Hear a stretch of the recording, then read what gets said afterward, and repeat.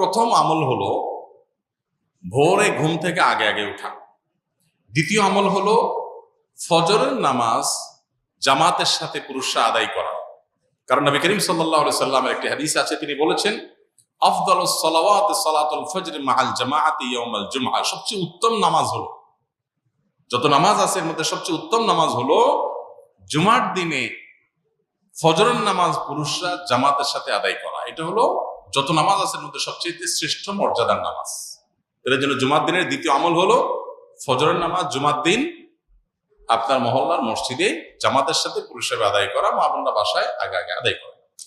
3 নম্বর আমল হলো জুমার দিনের সবচেয়ে গুরুত্বপূর্ণ আমল, সেটা হলো জুমার দিনে জুমার নামাজ আদায় করা। এটা হলো জুমার দিনের সবচেয়ে ইম্পর্টেন্ট আমল, বাকিগুলা ফরজ না, এটা হলো ফরজ। এরপরে আসুন 4 নম্বর আমল হলো যে আমলটা সবচেয়ে বেশি করা উচিত জুমার দিনে, সেটা হলো দুরূদ পাঠ করা।